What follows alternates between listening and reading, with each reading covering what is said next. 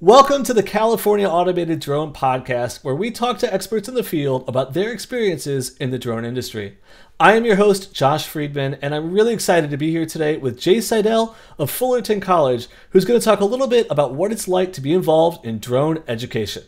There are drone sports community groups in just about every community. Oh, I want to be a drone service provider, and I'm going to go do drone mapping. Well, for what? All of the things that I've done is to promote safety for our industry. But if you really want to go in depth into understanding what you're doing, a community college along with online learning is a way to go. Hey Jay, welcome to the show. Let's start by just letting us know where are you right now? Hey, thanks, Josh. Pleasure to be here. I'm actually in my office here at Fullerton College. We had just got back from a drone project that we were working on. So I'm here in the office. I love it. We'll talk about that project and a lot more as we continue the conversation. But I first want to talk about Fullerton College because I think that Fullerton College is a perfect example of what happens when you get the right instructor in the right place with the right administration, with the right students. You give them a little bit of funding and say, create something. And I'm excited for us to share that model with everybody today because I would say, obviously this is why I'm having you here, but I'll say for you that I think Fullerton College is absolutely one of the premier programs in the state of California for drone education. And it's completely thanks to the work that you've done there. So I know I'll be humble for you, don't worry. But I first want to kind of ask, how did we get to where you are now? Because if I recall, you are a journalism teacher and you were teaching journalism classes and then these flying machines changed your life. Is that correct? That's yes. That's oversimplifying, but yes. My background is in journalism. Let me go way back real quick. I've always had a passion for aviation.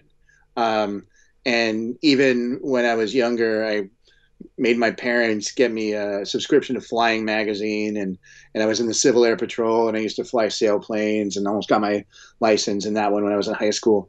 And so I had a passion for aviation, but through different turns of events, things change, life changes. I ended up going into the Army, and not in the aviation field, but I still kept my passion for aviation, but just kind of muted at that point. But I got out and I had a new passion. Basically, was in like visual storytelling and visual imagery, photojournalism. And so when I went to college, and my undergraduate was very heavy into the visual multimedia storytelling journalism kind of thing. So I did that, and I worked as a journalist for 10-ish years, 15 years, in various capacities, whether newspapers or magazines, did a little public relations. But from there, I was asked to come back and teach. And I was asked to come back and teach here at Fullerton College. And at the time, what's funny is, and this happens, I think, to many instructors that teach in a more of a vocational area, is the idea of like, I don't want to teach. I'm doing it. Why do I want to teach it? I'm living it. I'm doing it. This is what I want to do. And but it was my mentor that got me really inspired into journalism. That was asking, and she's like, "No, I think you'd really like. I think you really do well in it." And so I did. So I came and I said, "Okay, I'll for you. I'll do it. I'll teach a class." And one of the things that I learned that has kind of carried me through education, my education training, and as a teacher, as an educator, is there's so much that I realized when I was teaching. I could see that you have the opportunity to enlighten students. You have the opportunity to, share with them a passion, maybe ignite a fire in them like that you had in them, and you could see that. And you can also teach them things. There were so many times after I got out of college that I thought, oh man, I wish somebody would have told me about this. It would have saved me a lot of pain and agony dealing in the professional world if somebody would have told me I was supposed to do this. So I thought I could do that. I could convey that to the students and tell them, worry about this, not this. This is what you need to focus on, not this. Know this, that kind of thing, to help the pain and suffering when they get older and when they get in the professional world. And so I thought, yeah, this is great. I like this teaching thing. And plus, you get, summers off and stuff if you want. It's great. And so I said, I like it. And she said, great. There's a full-time position coming up. I said, you mean I could do this full-time?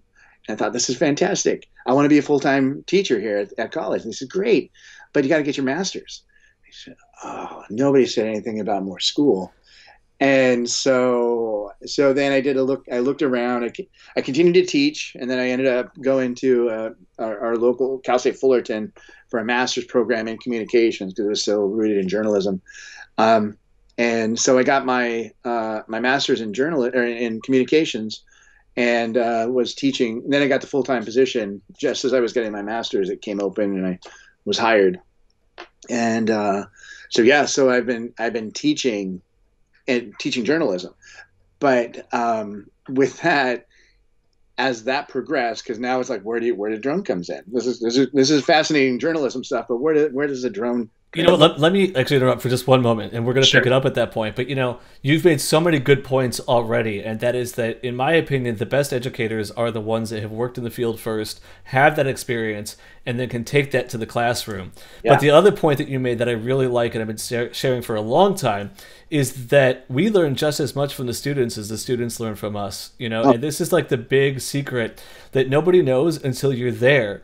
And you're actually in the classroom, you're in front of students, and we're going, wow, yeah, that is a great way to think about it, And, I've taught at a few of the community colleges as well. The best part of the experience is when you get to follow the students afterward, and you watch them develop the careers that you helped to start, and then you continue that interaction, that communication, so you could continue to learn from each other. So, yeah, I think you hit those right on the head. But now let's get into how you went from the full-time faculty, which is an amazing opportunity, by the way. I feel like you were very lucky in the timing of that on top of everything else. To, hey, wait, let's fly robots. Yeah. So with the drones, like I said, I was already not forward thinking. That sounds pompous of me, but I was very digitally thinking, right? So I created our photojournalism course. I created our multimedia reporting course. Teaching students on how to do video and different kind of storytelling, those kind of things. What year was that when you started that ish? Yeah, that was probably 2010. Right. So that was ahead of when most people were doing that. Yeah. Especially at the education level. Yeah. And it had never been done here at Fullerton College, but I was kind of creating those courses, and, they're still going today, and they're great. And but again, it was the idea, like I said, my visual storytelling aspect that I was passionate about, that I was excited to get students involved in. And then things kind of evolved from there. So then 2016 comes around, and the FAA reauthorization and the Part 107. I knew about drones. I have a friend who was a model aircraft guy and flew them, and that was kind of cool. RC aircrafts, that's fun, right? And then I saw the drone thing, and I was like, oh yeah, that's cute, right? But once the Part 107 came into effect and started to open things up, and all these little other opportunities started kind of coming along, then you start kind of seeing the tea leaves and started seeing like, oh wait, we can see where things are going. And actually, there was there was kind of this conversation going on in the journalism industry about drone journalism and drones being used in journalism just as another tool extending for visual storytelling. And I thought, okay, at the time, it took me a little while to kind of wrap my head around it. Yeah, Jay, that was a really interesting time in kind of drone history, where I think that there were a lot of journalistic outlets that wanted to incorporate drones and wanted to use drones. But before the 107, there was a lot of uncertainty about, what are the laws and what type of liabilities existed. And I think that a lot of news networks wanted to hire drone pilots, but they weren't really sure questions like, who insures the drone and, what are the liabilities? And once 107 happened, finally, I think it was a good opportunity for, more people to use drones in journalism. Yeah, the 107 actually really really kind of changed the game a little bit, because now it allowed for news outlets to have this extension, right? To give this different perspective and use the data from the drone in different ways. And so, like I said, it took me it took me a little bit to wrap my head around it, but the National Press Photographers Association and the Poynter Institute were offering these drone journalism training sessions around the country.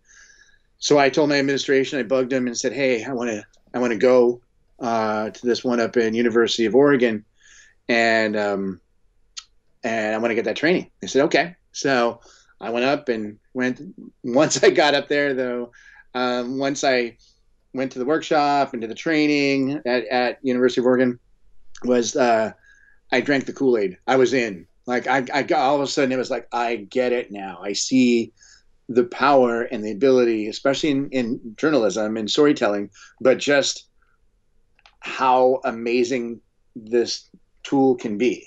And so, and the potential opportunities for it, not just in journalism, but I thought, oh, I got to do this. So I came back and went back on my 107 right away. And then wrote a curriculum for the drone journalism class that we have here at Fullerton College. And then I submitted that, and then I talked to my administration. I said, "Hey, you have a licensed drone pilot here now on campus. So, if you need anything drone, come to me. And then we're doing this class." And they said, "That's great. Drones are really interesting. Drones are picking up. Why don't you look at starting a drone program?"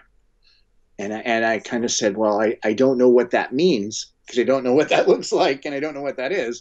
But if you guys are directing me on that one," and I'm pretty excited, because not only is this the visual side of things, but this rekindled my teenage and childhood love of aviation. I was like, okay, if you're giving me the green light, I'm going to do it. So, so again, it was like you had said, this is kind of a fortuitous situation where you have a very supportive and open administration that gave me the directive and said, "Hey, why don't you do this and see what happens?" Well, and that's, I think, really the key to any of the successful programs that exist right now. I mean, I've run 3 National Drone Educators Conferences, and this is a really obvious thing, but I've been teaching it for a long time. If you want to have a successful drone program at your anywhere from middle school, elementary school even, all the way up, but let's talk college for a moment, you have to have a teacher who's super committed to making it happen, with an administrator who's super supportive, and a department that wants to do this, and then students, which, again, I feel like this seems like an obvious thing, but a lot of colleges have a really hard time lining up all 4 of those things and getting them all together at one place. And again, the stars kind of have aligned at Fullerton College.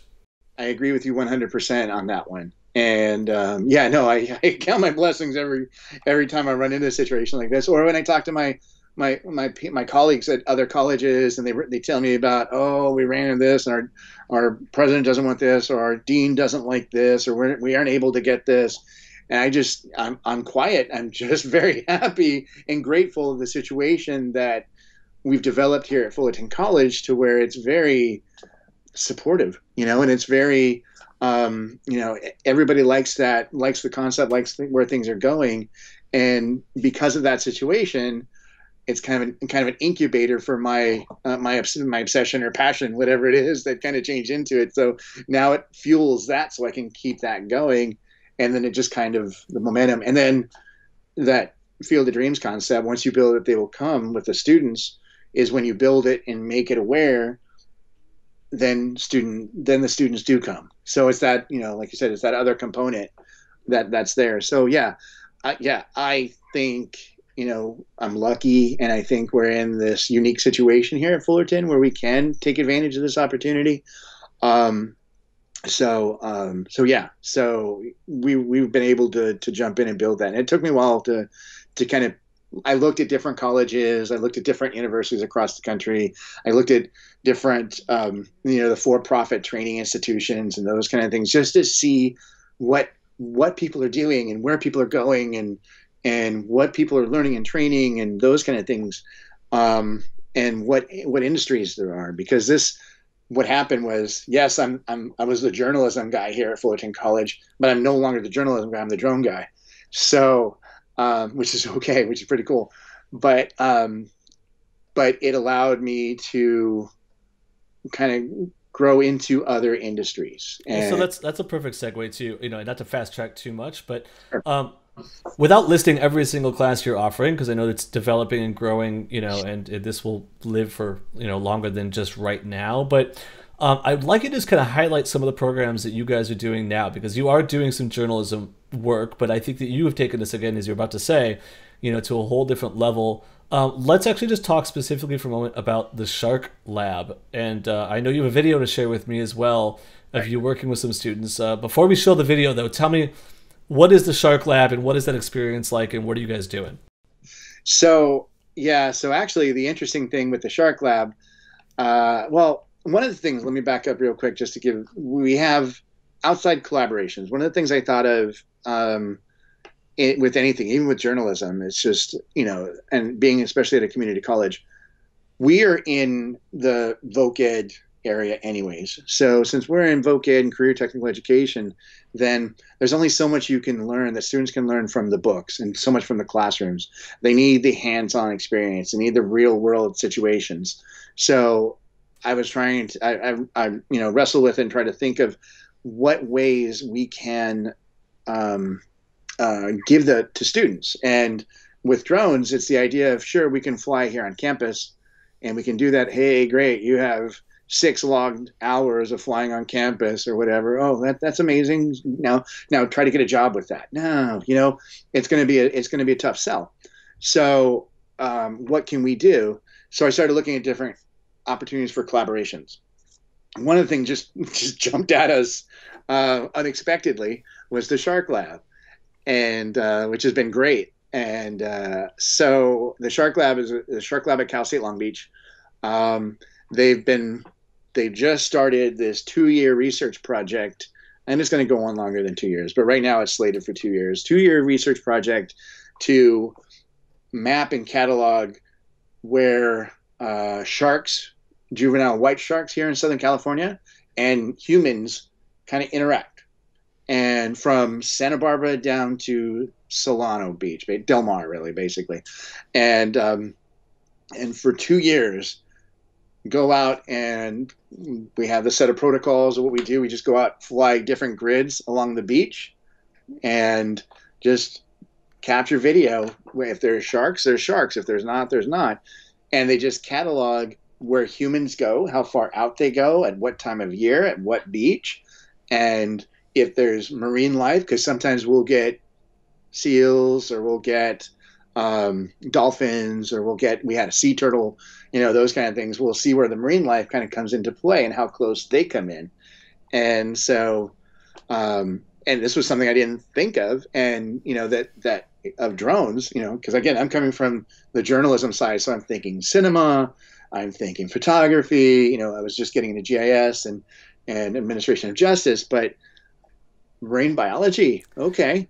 And Right. So it was, it's something that, it's been a great opportunity for the students. And I mean, the other thing too, we have to go down to the beach today and fly drones.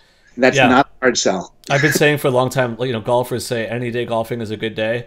I've been saying for a long time, any day flying is a good day. But when you're flying at the beach, it's any day flying and at the beach makes it an amazing day, right? For sure. Well, so let's go ahead. You can screen share with me for a moment. And I'm going to just give you an opportunity here to show one of the videos that you have there. So I think I believe this is Khalifa State Beach when we're just setting up. Yeah, we go about, I think it's like the length of a pier and like a kilometer north and south kind of a thing, little past pier-ish, pier length. And just kind of set up waypoints. We use Lychee, and we program it and for an autonomous system, and we just watch.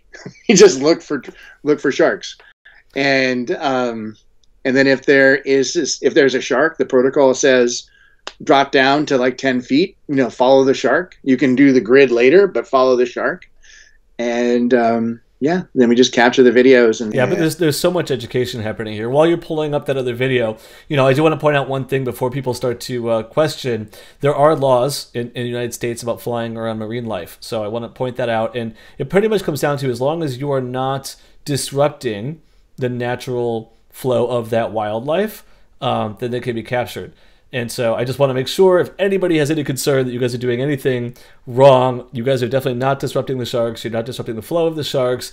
Even by flying 10 feet over them, they're continuing to do what they would normally do, whether you're there or not. The only interesting caveat I want to point out to this is I have seen with my own eyes whales in Hawaii. When people are flying drones in the sky, and locals in Hawaii will tell you this, the whales are really interested in the drones. The whales are literally coming out of the water to see and hear the drone. So even though I know you guys aren't doing anything to disrupt the wildlife, and frankly, the people in Hawaii that I know aren't either, it's really interesting. I think that there's this, the marine life has a very, very specific interest in drone technology. If anything, just wondering, what is that thing flying and buzzing in the sky? So anyways, all right, I'm going to go back to your screen share right now. Okay. And you've got a second video queued up. Let me do a different one. This was us at Sunset Beach. Yeah. Beautiful. And just an idea. I think this is one of the students doing some just drone shots of us on the beach, getting ready and kind of firing this, getting ready to launch the drones. But this is also part of your project, is trying to see, the interaction. Where are the humans? Yeah. I think you told me once it's about how many people are at the beach at a certain given time, and if there's a shark in the area during that time, then you guys are creating the data to help to provide to, I believe you said Cal State Long Beach? Yeah, Cal State Long Beach. When we find the actual sharks. Yeah, here's an example of some of the sharks when we see a shark and human. So shark, human kind of a thing. So, just capture the interaction. We didn't, you don't move down on this one because you just want to capture the, what the scope is. That's amazing, though. I feel like that person has absolutely no idea. Yeah, that shark was there. Right here, these guys are paddling out. Right, so here he is, just chilling out here. So, yeah, situations like that come up, and again, what it is the research for this. Here's the thing, and I've learned way too much information about juvenile great white sharks, but then I can't be carried it out. But growing up here in Southern California all my life and being at the beach all the time, you never really think about it. But you are in their house, you're in their habitat, and so it's not them that's intruding on you; it's you intruding on them, right? And so it's these situations where, it's cohabitation. They're not interested. This isn't Jaws, right? These are juvenile white sharks. These are ones that they're not necessarily interested in us. They're just swimming along looking for stingrays to eat or something like that, or just something. They're not interested in us. Everybody's watching this right now, thinking like, where's the bloodbath? I want to see the attack. When's it going to happen? And that's, right. I'm glad you brought that up, because that's obviously not part of this. No, it's not Shark Week.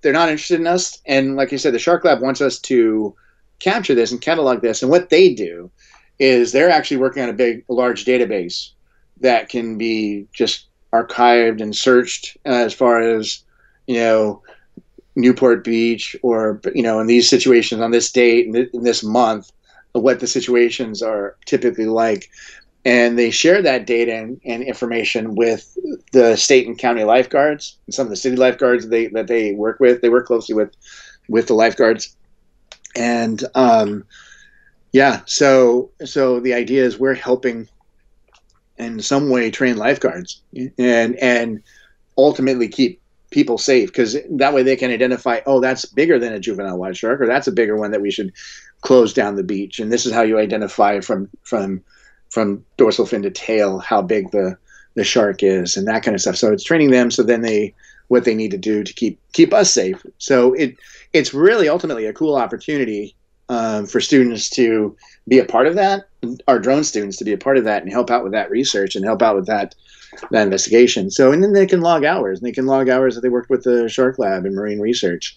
And, and again, but ultimately they're flying drones at the beach. So, right. It makes it a great day, and what a great class. I wish we had time to go into everything that Fullerton's offering. We're going to put a link in the notes below. So if you want more information about Fullerton College and the different classes that Jay has been building, putting together, developing, and growing, you could check it out. But Jay, I've got one more question, and that is, for somebody who wants to get into education in the drone space, they're probably at this point in the time, I think, already a pilot, and is college offering a position. Like, what would you say to them to help them to kind of understand like what they need to do to prepare for the job?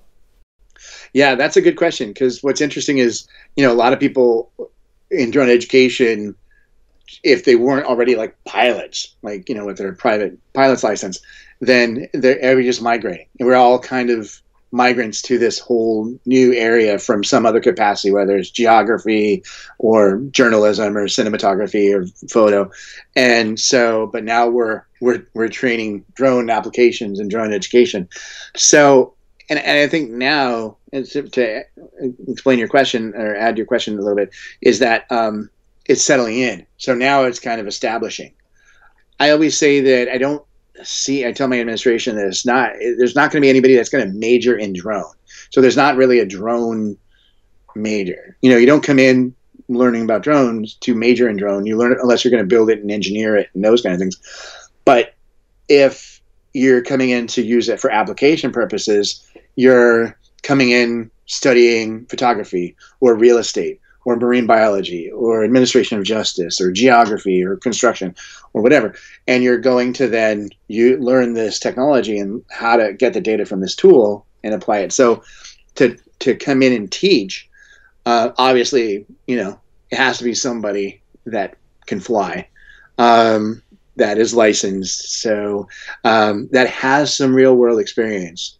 And, maybe other schools aren't really big on that. I can't speak for them, but me personally, especially with our program here, it just establishes credibility for the students to come in and believe you that you've done this, you've dealt with clients, you've dealt with situations, and, you really have this real world experience. So what you're telling me, I can believe in, I can apply this. And so, and that's crucial. So for somebody to come in that wants to teach drones and get into drone tech and drone piloting, have your 107, obviously, have log as many hours as you can, get real world experience, have that passion for it and that interest level in it. So you can convey that to it. Don't look at it as just a job, as just, here's this thing that I'm teaching you and I'm clocking out at, the end of the day and see you later, see you next Tuesday or whatever. It's something that, it's better and to be an instructor, and especially with drones, if it's a passion for you, if it's an interest for you, it doesn't have to be an obsession. Like I think sometimes it is with me, but it has to be something that is more than just punching the clock. It has to be something that you want to convey. You want to enlighten people and get them excited about this industry and get them excited about applying drones and get them excited about learning more about drones and legalities and safety and be aware and the potential for the industry to grow into, for them to really get into it. And I think to be an effective instructor, I think you have to know that and have to feel that. I think we really come full circle. You like you're saying, you have to be able to walk the walk. You have to have the experience, or fly the fly, maybe in this case. I'm just saying, But yeah, we have to be able to love what we're doing and show that to the students. Otherwise, they're not going to pay attention. And I think that that's been true in any field, not just drones. But we need to learn to love to educate, or have that passion for education, and then apply it to this. Aren't you glad you got that master's in communication to do marine biology work with right. Shark Lab?